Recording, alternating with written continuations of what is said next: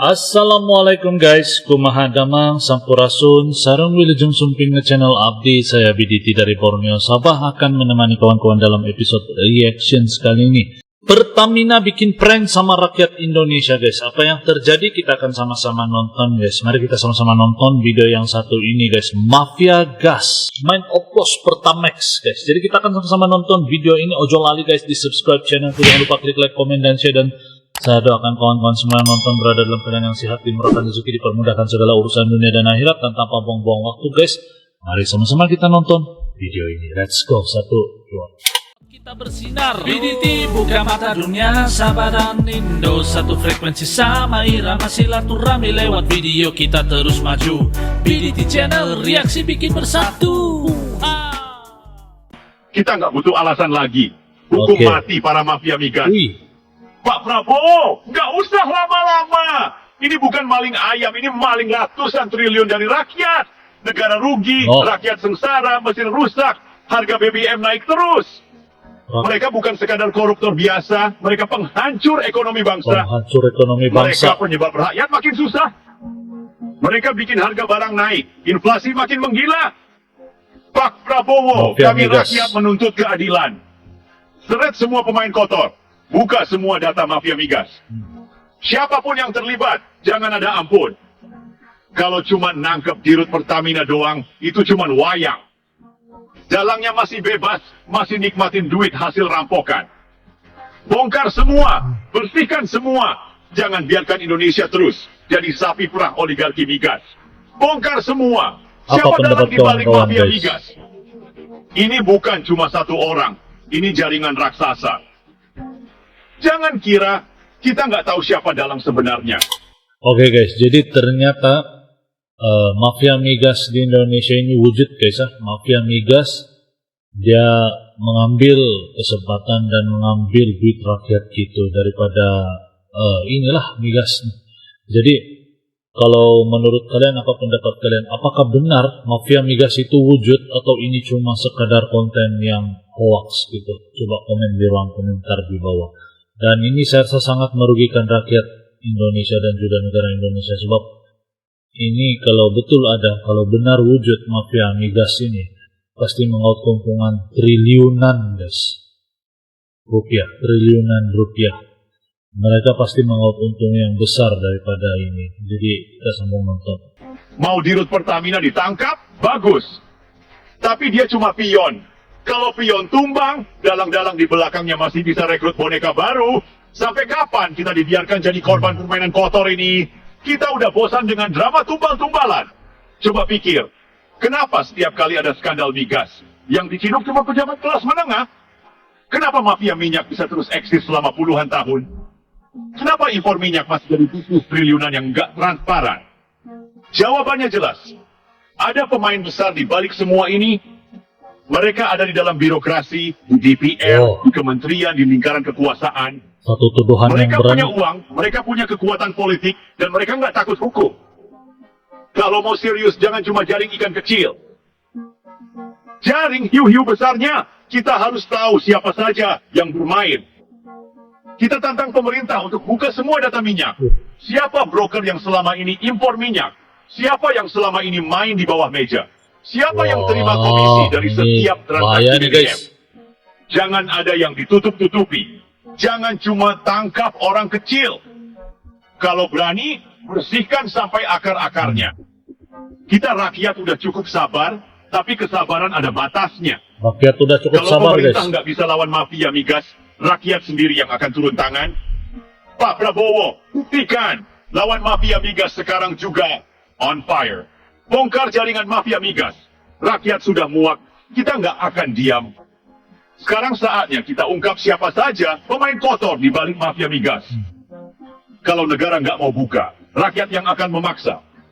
Kita mulai dari pertanyaan ini. Siapa yang punya kuasa dalam impor minyak? Siapa yang dapat keuntungan dari selisih harga BBM? Siapa guys? Siapa yang ngatur kebijakan energi dan bikin rakyat sengsara? Kenapa bisnis migas selalu jadi sapi perah elit politik? Jawabannya, mereka bukan orang biasa. Ada nama besar di balik semua ini. Ada pejabat tinggi, ada konglomerat, ada politikus busuk yang makan uang rakyat. Mereka pikir rakyat bakal diam? Salah besar. Siapa bermain di balik impor minyak? Kenapa Indonesia, negara kaya minyak, justru impor BBM dalam jumlah besar? Kenapa kilang minyak kita mandek bertahun-tahun? Siapa yang sengaja biar kita tetap tergantung impor? Siapa broker yang dapat keuntungan miliaran dolar dari setiap transaksi? Ada juga begitu, ah? Kita tahu jawabannya. Oligarki. Mereka Oligarki. sengaja biarkan Indonesia lemah, biar bisa hisap keuntungan terus-menerus. Mereka yang atur kuota impor, mereka yang tentukan harga, mereka yang kendalikan pasokan. Inilah penjajahan model baru. Penjajah bukan orang asing, tapi orang dalam sendiri. Orang dalam Jangan sendiri. biarkan ini berlanjut. Pak Prabowo harus turun tangan langsung. Bersihkan semua mafia migas sampai akar-akarnya. Jangan ada ampun buat pengkhianat bangsa. Kita rakyat, kita punya suara. Jangan biarkan negara dikuasai tengkulak minyak. Kalau negara lemah, kita yang akan bergerak. Rakyat ngamuk, sampai kapan kita dibodohi? Cukup sudah. Rakyat sudah muak dengan permainan kotor ini. BBM mahal, subsidi dicuri, mafia makin kaya, rakyat disuruh ngencengin ikat pinggang. Ini bukan lagi kemarahan biasa. Ini kemarahan yang meledak karena bertahun-tahun dikhianati. Kita bayar pajak, tapi uangnya malah dipakai buat bancakan. Kita disuruh hemat BBM, tapi mafia justru bebas main culas. Main culas. Kita disuruh terima harga BBM naik, tapi kenyataannya kita tetap kena tipu. Di mana keadilan? Kalau begini terus, rakyat cuma dianggap sapi perah. Kita disuruh terima begitu saja, kita harus teriak lebih keras. Mafia migas harus diseret sampai akar-akarnya. Semua pejabat yang terlibat harus dibuka namanya. Kalau ada menteri, anggota DPR, atau pejabat tinggi yang main di sini, kita harus tahu. Jangan kasih ampun, jangan cuma tumbalkan 1-2 orang. Sudah cukup kita dibodohi. Pertalite dibilang bikin negara rugi, padahal yang bikin rugi ya para maling di seragam jas. Betul juga. Kita disuruh beli Pertamax, isinya tetap Pertalite. Ini bukan dagang, ini penipuan terstruktur. Harga BBM naik dengan alasan harga minyak dunia, tapi giliran harga minyak turun, BBM tetap mahal. Rakyat nggak bego, rakyat nggak tuli, rakyat nggak akan diam. Oke guys, jadi ini satu masalah yang betul-betul luar biasa bikin tekanan sama rakyat guys. Karena yang saya tahu Indonesia juga pengeluar minyak yang antara terbesar kalau di Asia Tenggara. Jadi minyak tidak pernah turun ataupun tidak pernah murah. BBM tidak pernah murah di Indonesia, sentiasa naik. Jadi kira-kira di mana dia punya masalah ini guys? Coba kawan-kawan semua yang lebih arif komen di ruang komentar di bawah guys. Dan saya mau tanya sama kawan-kawan semua, apakah benar mafia migas ini wujud di Indonesia guys? Kita sambung. Mana janji bersih-bersih mafia migas? Mana keberanian pemerintah melawan kartel energi? Mana keberpihakan pada rakyat kecil? Kalau pemerintah masih membiarkan ini terjadi, maka rakyat punya hak untuk menuntut keadilan dengan cara kita sendiri. Turun ke jalan, tuntut keadilan. Desak pemerintah untuk buka semua dokumen impor dan ekspor minyak. Demo. Jangan biarkan mafia migas menikmati uang hasil peras keringat rakyat. Kalau pemerintah tidak berani bersih-bersih, berarti kita tahu siapa yang sebenarnya berkuasa. Bukan presiden, tapi mafia migas. Ini bukan lagi masalah ekonomi, tapi masalah kehormatan bangsa. Mau terus dijajah oligarki atau bangkit melawan? Ini benar-benar lelucon kelas wahid. Rakyat dipaksa bayar mahal, tapi tetap kena tipu. Pakai Pertalite itu dibilang bikin negara tekor. Katanya subsidi terlalu besar. Disuruh pakai Pertamax yang lebih mahal. Isinya tetap Pertalite. Ini gimana logikanya? Uang subsidi katanya habis buat rakyat, tapi kok justru masuk kantong mafia migas? Jadi siapa yang benar-benar menghabiskan anggaran negara? Rakyat yang beli BBM buat motor dan angkot? Atau mafia migas yang main sulap Pertalite jadi Pertamax, terus dijual lebih mahal? Kejahatan ini sudah berlangsung bertahun-tahun. Dan siapa yang akhirnya kena batunya? Dirut Pertamina. Gagal kena timpuk, tapi yang ngatur permainan tetap aman di balik layar. Kenapa baru sekarang ada yang ditangkap? Apakah karena ada konflik kepentingan di dalam? Apakah ada faksi politik yang sedang membersihkan jalan untuk kepentingan mereka? Atau ini hanya tumbal agar mafia migas tetap bisa eksis? Jangan lupa, ini bukan pertama kalinya kita dengar skandal seperti ini. Berkali-kali ada kasus BBM oplosan, mafia migas, penyelundupan solar, tapi selalu berhenti di tengah jalan. Dan rakyat tetap dipalak dengan harga Rakyat BBM yang yang mahal, sengsara, guys. tetap dikibuli dengan narasi subsidi yang membebani negara. Dulu ada kasus bensin dicampur air. Bensin Sekarang lebih campur air. Pertalite dioplos biar jadi Pertamax. Ini bukan lagi sekadar pengoplos jalanan, ini permainan kelas kakap. Satu Pertalite dibeli murah karena bersubsidi. 2 diolah atau dicampur dengan aditif biar naik oktan.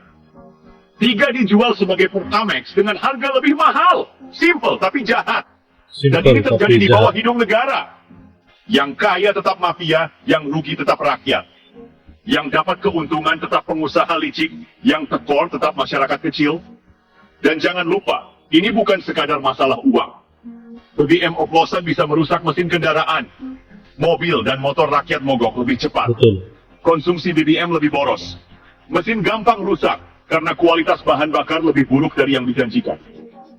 Lalu kalau ada yang protes, dibilang salah isi BBM, Salah dibilang isi salah BBM. perawatan kendaraan. Yang begini ini bukan sekadar skandal korupsi, tapi pengkhianatan terhadap rakyat. Pengkhianatan pada Kenapa rakyat. Ya? pemerintah selalu membela mafia migas? Jawabannya simpel. Karena mafia migas adalah bagian dari lingkaran kekuasaan. Kenapa tidak ada transparansi dalam impor minyak? Kenapa tidak ada audit terbuka soal tata kelola migas? Kenapa skandal ini terus berulang, tapi eksekutor utamanya selalu lolos? Karena yang bermain di belakang ini bukan orang sembarangan. Mereka punya uang untuk membeli loyalitas pejabat. Mereka punya akses untuk mengatur regulasi. Mereka bisa mengendalikan media agar skandal ini cepat dilupakan. Dan ini bukan sekadar masalah Pertalite atau Pertamax. Ini soal siapa yang benar-benar mengendalikan kebijakan energi di negeri ini. Kalau rakyat diam, ini akan terus terjadi. Kalau rakyat terus percaya propaganda, mafia migas akan tetap berkuasa. Kalau pemerintah tidak tegas, maka rakyat harus memaksa. Kita harus menuntut audit total tata kelola BBM selama 5 tahun terakhir. Buka semua data transaksi impor dan ekspor minyak. Tangkap bukan hanya eksekutor, tapi juga dalang di balik skema ini.